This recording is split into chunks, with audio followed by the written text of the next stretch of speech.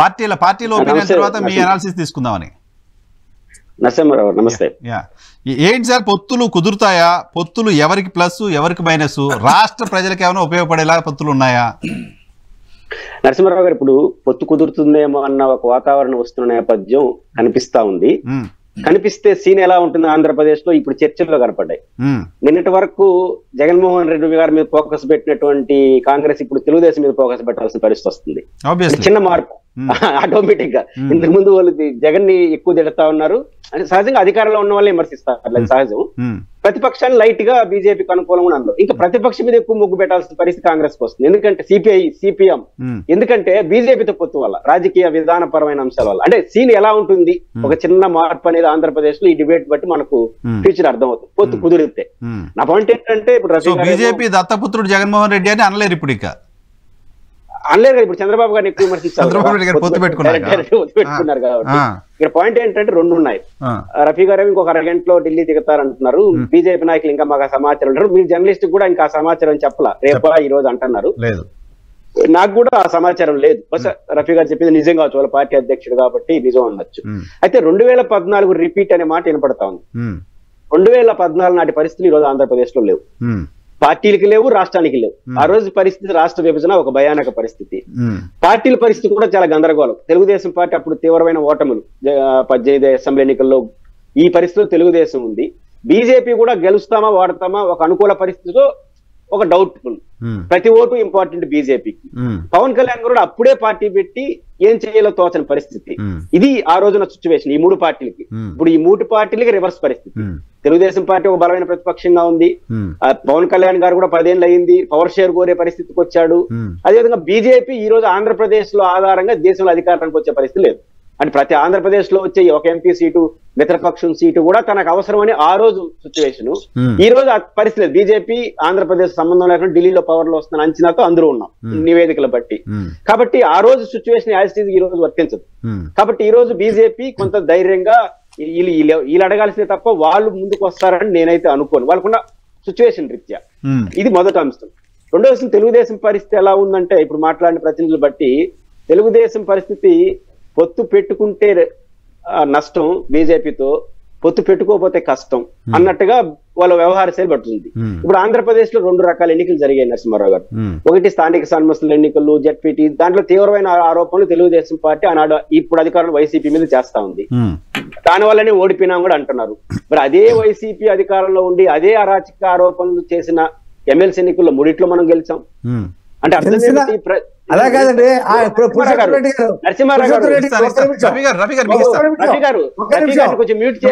ఎన్నికల్లో జరిగిన కాదు, ఎమ్మెల్సీ ఎన్నికల్లో జరిగిన రఫీ గారు ప్లీజ్ నోట్ చేసుకోండి, ప్రతి పాయింట్ మీరు ఆన్సర్ చేద్దరు. అంటే ఆయన మాట్లాడే ప్రతిదానికి ఆన్సర్ చేసుకుంటూ పోతే బాగుంటుంది డిబేట్. మీరు నోట్ చేసుకుని ప్లీజ్ మీకు టైం ఇస్తారు సార్ ప్లీజ్. న్యూట్రల్ గా మాట్లాడమనండి. ఆయన న్యూట్రల్ గా ఆయన ఒపీనియన్ ఆయన ఎలా మాట్లాడారో మనం ఎలా చెప్తాం. ఆయన మాట్లాడేది ఆయన మాట్లాడండి, మీకు మీ అబ్జెక్షన్ రైజ్ చేద్దరు కానీ ప్లీజ్. ఒకటి, ఎమ్మెల్సీ ఎన్నికల్లో కూడా ప్రజలే గెలిపించారు. కాబట్టి ప్రజలు మార్పు కోరుకుంటే జస్ట్ ఈ ఎలక్షన్ కమిషన్లు ఇవందరూ కూడా జస్ట్ ప్రభావితం చేస్తారు తప్ప వాళ్ళు నిర్ణయించరు. ఎన్నికల కమిషన్ కావచ్చు, ఇప్పుడు అధికారుల యొక్క అవకతవకలన్నీ. రెండోది, ఎమ్మెల్సీ ఎన్నికలు చాలా తక్కువ స్థాయిలో జరుగుతాయి, శాసనసభ ఎన్నికలు మొత్తం జరుగుతాయి. అప్పుడు మరింత న్యూట్రల్ అయిపోతారు. ఎమ్మెల్సీ ఎన్నికల్లో అయినా తక్కువ మంది అధికారులు, ఇంకా 1 year పాటు వైసీపీ అధికారంలో గ్యారంటీగా ఉంటుంది, అంతే కదా లాస్ట్ ఎన్నిక జరిగినట్టు. అలాంటి సందర్భాల్లో పరిమితంగా జరిగిన ఎన్నికలు ఎంత ప్రభావితం చేస్తారు? అలాంటి చోట్ల అన్ని చోట్ల తెలుగుదేశం గెలిచింది. అంటే అర్థం ఏంటంటే ప్రజలు మార్పు కోరుకుంటే ఎలక్షన్ కమిషన్లు, దౌర్జన్యాలు ఏమి పని చేయవు, జస్ట్ లిమిట్ గానే ఉంటాయి. అలాంటిది సాధారణ ఎన్నికల్లో ఎందుకు పనిచేస్తాయి? రెండోది ఏం చెప్పు, దీన్ని బట్టి మనకు అర్థమే అవుతుంది. బీజేపీ నాయకులు సమాధానం చెప్పాలి. మీకు కాబోయే మిత్రపక్షం అనుకుని ఏమంటున్నారు, బీజేపీ ఉంటే ఎలక్షన్ కమిషన్ బాగా పనిచేస్తుందంటే మీరు చాలా తప్పు చేస్తున్నారని వాళ్ళు చెప్తున్నారు. ఇప్పుడు బీజేపీ అంతే కదా. ఇప్పుడు బీజేపీ ఉంటేనే ఎలక్షన్ కమిషన్ బాగా పనిచేస్తుందంటే మీరు ఎలక్షన్ కమిషన్ ఈ దేశంలో పనిచేయలేదని మీరు ఆశిస్తున్నా, వాళ్ళు ఆశిస్తున్నా, మీ మిత్రపక్షం చెప్తాను, ఇంతకుమించి కూడా చెప్పాలి సమాధానం. కాబట్టి బీజేపీ ఉంటే తప్ప ఎలక్షన్ కమిషన్ బాగా జరిగింది అర్థం అదే కదా. కాబట్టి ఇది బీజేపీకి నష్టం, వాళ్ళు అది వాళ్ళు తెలుసుకోవాలి. ఇది మొదటి అంశం. నేను అనుకుంటుంది తెలుగుదేశం, బీజేపీ, జనసేన పొత్తు కుదిరినా మళ్ళీ ఎన్నికల సీట్ల అడ్జస్ట్మెంట్ అనేది ఇంకో కొత్త సమస్యకు దారితీస్తుంది. ఎందుకంటే ఆ రోజు పరిస్థితులు లేవు కదా, అందరూ ధైర్యంగా ఉంటారు. బీజేపీ ధైర్యంగా ఉంటుంది, జనసేన ధైర్యంగా ఉంటుంది. కాబట్టి ఏం జరుగుతుంది అనేది వేచి చూడాల్సిన అవసరం ఉంది. అయితే వీళ్ళిద్దరు పొత్తు నేను ఈ రోజు అయిపోతుందన్నంత వాతావరణం మీడియాలో వస్తుంది, నేనైతే అంత అనుకోవట్లేదు. ఎందుకంటే బీజేపీ ఆంధ్రప్రదేశ్ మీద ఆధారపడి అధికారంలో రాదు రేపు కూడా, ఎందుకంటే వాళ్ళు ఈ రాష్ట్రంలో గెలవలేరు, అందరికీ తెలుసు. కాబట్టి ఆ పరిస్థితి లేదు, కాబట్టి వాళ్ళు రిస్క్ తీసుకునేందుకు సిద్ధపడరు. ఇప్పుడు ఏం అవసరం వచ్చేసింది వాళ్ళకి? వీళ్ళిద్దరిలో ఎవరు పిలుచుంటారు? నేను పిలిచారని ఇక్కడ బీజేపీ నాయకులు చెప్పాలి కదా.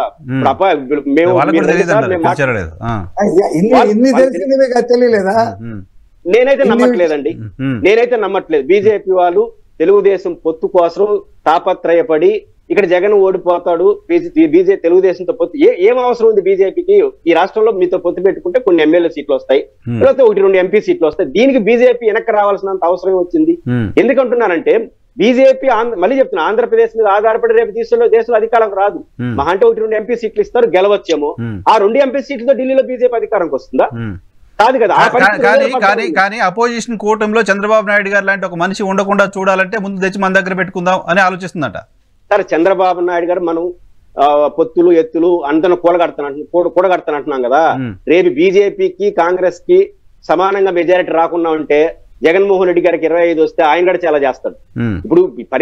ఎప్పుడు ఎవడైనా ఎప్పుడు పాత్ర పోషిస్తాడంటే ఢిల్లీలో ఎవడికి మెజారిటీ రాకుండా ఉండి నాకు ఒక 20 సీట్లు ఉంటే నేను కూడా రాజకీయాలు చేస్తా. ఇప్పుడు చేయమనంటే 3 సీట్లతో చూద్దాం. అనుభవం ఇవన్నీ అదనపు అడ్వాంటేజ్.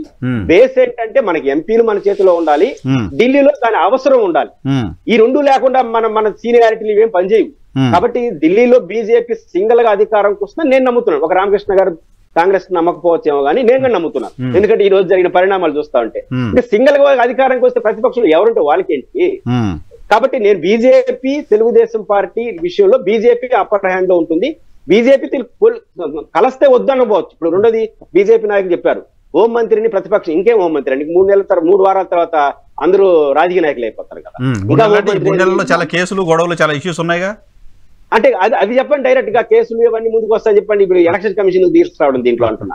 ఇప్పుడు పాయింట్ ఏంటంటే ఎలక్షన్ కమిషన్ కాబట్టి ఇంకేదైనా ఉంటే ఆ బాధలు చెప్పుకోవాలి. నా పాయింట్ ఏంటంటే ఖచ్చితంగా బీజేపీతో పొత్తు తెలుగుదేశం పెట్టుకుంటే మైనారిటీలు ఈ యాంగిల్ నేను పోను గానీ కొంత అదనపు సమస్య తెలుగుదేశాన్ని కొని తెచ్చుకున్నట్టు అవుతుంది. ఎందుకంటే సీటు షేరింగ్ లో కవర్ చేసుకోవచ్చేమో, కొంత అటు ఇటు సర్దుకుంటారు. ప్రధానమైన రాజకీయ విమర్శ ఎదుర్కొంటారు. ఏం చెప్తారు బీజేపీతో పొత్తుకు? ఎలక్షన్ కమిషన్ బాగా పనిచేయాలంటే బీజేపీ రావాలి అన్నారనుకో, బీజేపీ రాలి వీలేసినట్టే, వాళ్ళు దానికి ఒప్పుకోవాలి కదా. ఇది ఫస్ట్ పాయింట్. ఆంధ్రప్రదేశ్ లో చాలా సమస్యలకు బీజేపీ సమాధానం చెప్పుకోవాలి కదా. ఇప్పుడు ఇన్ని రోజుల పాటు తెలుగుదేశాన్ని సిపిఐ గానీ సిపిఎం గానీ కాంగ్రెస్ కానీ పెద్ద విమర్శించకూడదు ప్రతిపక్షం కాబట్టి. కానీ రేపు మీరు బీజేపీతో పొత్తుకుంటే 3 రాళ్ళు మీ మీదే పడతాయి కదా, జగన్ కన్నా ఎక్కువ మీదే రాళ్ళు వేస్తారు కదా, వాటన్నిటికీ సమాధానం చెప్పుకోవాలి కదా. బీజేపీ పట్ల ఇన్ జనరల్ మిడిల్ క్లాసు, ఇంకోటిగా నేను తెలుగుదేశం డిసడ్వాంటేజ్ ఏం చెప్తానంటే, బీజేపీతో పొత్తు పెట్టుకుంటే ఎక్కువ తెలుగుదేశానికి అడ్వాంటేజ్ ఎక్కడుంది? మిడిల్ క్లాసు, చదువుకున్న వాళ్ళు, నిరుద్యోగుల్లో ఉంది. ఎందుకంటే ఈ సంక్షేమ పథకాలు అన్ని అమలు చేస్తున్నారని కొంత ఉంది. అర్బన్ ఏరియాలో, కార్మికుల్లో ఇంకా అందరిలో ఉందిలేండి. నా పాయింట్ ఏంటంటే ముఖ్యంగా అర్బన్ ఓరియంటెడ్ చదువుకున్న వాళ్ళు, ఉద్యోగస్తుల్లో ఉంది. వీళ్ళలోనే బీజేపీ పట్ల వ్యతిరేకత ఎక్కువ ఉంది సాధారణ ప్రజల్లో. ఎందుకంటే అది విశాఖ స్టీల్ ప్లాంట్ కావచ్చు, ప్రత్యేక హోదా కావచ్చు, విభజన హామీలు కావచ్చు, ఈ విషయాల్లో చదువుకున్న వాళ్ళనే ఎక్కువ వ్యతిరేకత అనిపిస్తుంది. ఇప్పుడు మీకు ఎవరైతే అనుకూలంగా వచ్చారో వాళ్ళ డిసడ్వాంటేజ్ కదా. ఇప్పుడు జగన్ గారికి అనుకూలంగా ఉన్న సెక్షన్స్ వేరు, పేదలు, దిగువ మధ్య తరగతి ఉన్నారు, గ్రామీణ వాతావరణం ఉంది, వాళ్ళు ఈ ప్రభావం తక్కువ ఉంటుంది ఈ బీజేపీ రాజకీయాలు అని. అర్బన్ ఏరియాలో బీజేపీ రాజకీయాలు ఎక్కువ ఉంటుంది. బీజేపీ వల్ల అన్యాయం జరిగింది అని ఆలోచిస్తున్న వాళ్ళు ఇప్పుడు తెలుగుదేశంతో ఉన్నారు. ఈ రోజు తెలుగుదేశంతో ఉన్నారు కదా, వాళ్ళు పునరాలోచన చేస్తారంట. వాళ్ళు కొంత డిస్టర్బెన్స్ కదా, ఎంతో కొంత డిస్టర్బెన్స్ కదా. వ్యతిరేకం వెళ్ళిపోతారని నేను అన్ను, కొంత డిస్టర్బెన్సే కదా. బీజేపీ వాళ్ళ అదన ప్రయోజనం ఏముంది తెలుగుదేశానికి? ఉండే అడ్డీల్స్ తప్ప. కాబట్టి ఈ పరిస్థితులు వస్తాయి. కాబట్టి ఇంకా శర్మిలా గారిలో కొత్త శర్మిలా గారిని చూస్తాం. అవునవును, అది కూడా మాట్లాడండి. శర్మిలా గారు ఒక లేఖ రాశారు 2 పార్టీలకి, హక్కుల తీర్మానం చేద్దాం అసెంబ్లీలో రండి అని. అంటే ఒక తీర్మానం అయితే చేయాలి నరసింహారావు గారు. దురదృష్టవశాత్తు ఆంధ్రప్రదేశ్ లో వైసీపీ గవర్నమెంట్ గానీ తెలుగుదేశం ప్రతిపక్షం గానీ ఒక తప్పు అయితే చేశాయి. ఇది లాస్ట్ అసెంబ్లీ నరసింహారావు గారు, లాస్ట్ పార్లమెంట్ కూడా. విభజన చట్టం జూన్ 1వ తారీఖున 2000 విభజన చట్టం క్లోజ్ అయిపోతుంది. ఇప్పటికి కూడా విభజన చట్టంలో చాలా పెండింగ్ ఉన్న అంశాలను ఏం చేయదలుచుకున్నారు? కొత్త చట్టం చేయదలుచుకున్నారా? ఆ చట్టాన్ని ఎక్స్టెండ్ చేయదలుచుకున్నారా? ఇప్పుడు విభజన చట్టంలో కొన్ని అంశాలు పెండింగ్ ఉన్నాయి కదా, రాయలసీమ ప్యాకేజీ, ఉత్తరాంధ్ర ప్యాకేజీ, రాజధాని నిధులు, అదే విధంగా 371 ఆర్టికల్ D, ఇంకా చాలా అంశాలు పెండింగ్ ఉన్నప్పుడు సరే తప్పు ఒప్పులు జోలికి నేను వెళ్ళను, దాన్ని ఏం చేయదలుచుకున్నారు? హైదరాబాద్ లో ఉమ్మడి ఆస్తుల పంపకాలు ఇవన్నీ ఉమ్మడి ఆస్తులన్నీ ఇక్కడ ఇచ్చేస్తున్నట్టున్నారు. ఏమీ లేవు, ఇంకా చాలా ఉన్నాయి, ఇంకా 170 చిల్లర ఉన్నాయి, చిన్న చిన్న చిత్కా ఉన్నాయి. ఇవన్నిటిని విభజన చట్టం కొనసాగకపోతే ఏంది మన పరిస్థితి? ఇప్పుడు ఆంధ్రప్రదేశ్ అసెంబ్లీలో వైసీపీ ఖచ్చితంగా ప్రభుత్వం అడగాలి, ప్రతిపక్షంగా అడగాలి. ఏమని అడగాలి? విభజన చట్టాన్ని కొనసాగిస్తారా లేదా మిగిలిన అంశాలు అడ్రస్ చేస్తూ ఇంకొక చట్టం ఈ పార్లమెంట్ లో చేయాలి. ఈ పార్లమెంట్ లో చేయకపోతే రేపు దిక్కెవరు? కాబట్టి ఈ విషయంలో ఖచ్చితంగా అధికార పార్టీ సమాధానం చెప్పాలి. అధికార పార్టీ అసెంబ్లీలో ఆ తీర్మానం ప్రవేశపెట్టబోతే తెలుగుదేశం పార్టీ మాట్లాడాలి. కనీసం కేబినెట్ తీర్మానం చేసినా పంపాలి. ఆ 10 సంవత్సరాలు ముగిస్తున్నా, జూన్ ముగిసిపోతుంది, మళ్ళీ ఎలక్షన్ వచ్చేస్తుంది, కొత్త ప్రభుత్వం వచ్చేస్తుంది. విభజన చట్టం ఉంటేనే మన పరిస్థితి ఉంటే, ఆ చట్టం కూడా లేకపోతే రేపు ఏంది మన పరిస్థితి? ఈ విషయంలో శర్మిల గారు పర్ఫెక్ట్లీ కరెక్ట్. ఖచ్చితంగా అధికార పార్టీ బాధ్యత తీసుకొని విభజన చట్టాన్ని కొనసాగిస్తారని చెప్పాలి. వాళ్ళు చెప్పకపోతే ప్రతిపక్షం అడగాలి. అధికార పార్టీ ఎందుకు అడగడంలో తెలియట్లేదు, ప్రతిపక్షం పార్టీ పొత్తుపెట్టులో బిజీగా ఉంది. ఇది ఉండే ప్రధాన పార్టీలు. అక్కడ అందరూ ఒకటే, బీజేపీ, అధికార పార్టీ, ప్రతిపక్ష పార్టీ ముగ్గురు ఒకటేనే శర్మిల గారి లైన్. సో వాళ్ళు రెస్పాండ్ అవ్వాలి. బీజేపీకి కొత్త అర్థం కూడా చెప్పారు కదా, బి అంటే బాబు, జే అంటే బాబు, జగన్ చెప్పారు కదా. మనం ఏం చేస్తాం?